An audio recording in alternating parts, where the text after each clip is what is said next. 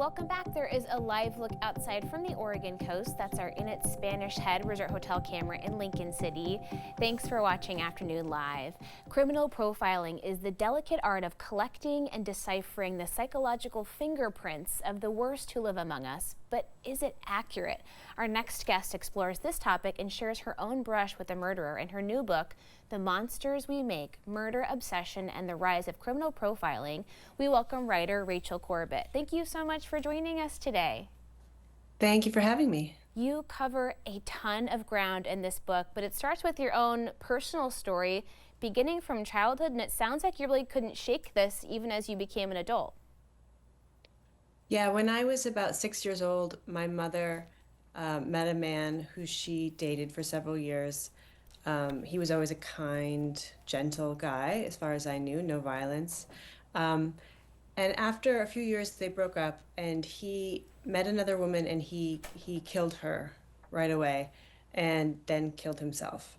And I didn't know about the murder piece of that until much later when I was in my early 20s, and it was this obviously shocking, horrific thing. And I became very fascinated with trying to understand how someone who was so gentle could have done such a horrible thing. And so I investigated the crime. I went back to the place where it happened, and I put together all, I interviewed cops and psychiatrists, and I tried to put together a sort of profile of this man, but it never really felt like I understood. It was always a little bit, the emotional truth wasn't there. And so I became very interested in what it is we're really doing when we try to profile criminals. Yeah, we're so fascinated with true crime stories, fictionalized crime, and we maybe sensationalize this idea of profiling. What are we getting wrong about that type of work? It's really not as accurate as we would think, given all the TV shows, Mindhunter, Criminal Minds, all of these shows. Um, in reality, one study found that only about 2.7% of criminal profiles led to the identification of a suspect. This was a study done in London, despite the fact that 80% of that police force believed they were helpful.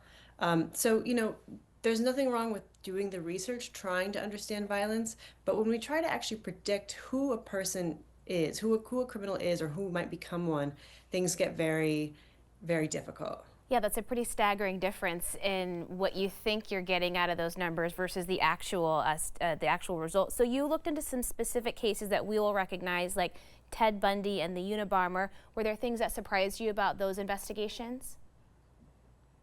Yeah, in both cases, with Ted Bundy, what was interesting is that he really kind of helped put the FBI's behavioral science unit on the map. So the people that we think of today as the profilers, um, they weren't famous until this period when he started rampaging the country. It became an FBI jurisdiction because he was crossing state lines. And they sort of used the fear around Bundy, and they kind of drummed up this idea that there was a serial killer epidemic, which really wasn't true. They vastly exaggerated the number of deaths by serial killers, and they did so to kind of create a problem and then provide themselves as the solution. They wanted to rehab their public image, and it worked. And they ended up getting a lot of funding from Congress. They expanded their jurisdiction. So I was really surprised to see the reality of serial killers and what we think the prevalence of them are, and what it really was, and the role the FBI kind of consciously played in this sort of manufacturing of a crisis. And the Unabomber case, wasn't it a family member that eventually came forward and recognized a piece of handwriting? Yeah, they had profilers working for years. This was the biggest manhunt in US history at the time.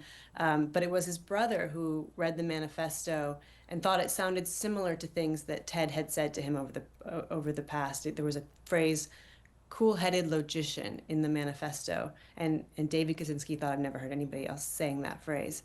So that's ultimately what led to the identification of Ted Kaczynski. We've got about a minute left. I want to ask you about this sort of reverse engineering of all this. There is some predictive policing now that certain jurisdictions are using. How is that coming into play? And it might have some interesting consequences. Yeah, in the book, I look at the evolution of profiling going back to Jack the Ripper and phrenology. And I think the latest extension of this practice is predictive policing, or AI policing, algorithms, data-driven policing. The problems that I've discovered in my research is that you have to think about what the inputs are going in to create these predictions. So in one case in Florida, they were looking at things like looking at children and looking at situations where they were abused or maybe they had an incarcerated parent, and then deciding that that made them more likely to become criminals in the future. And then they were targeted for enhanced policing.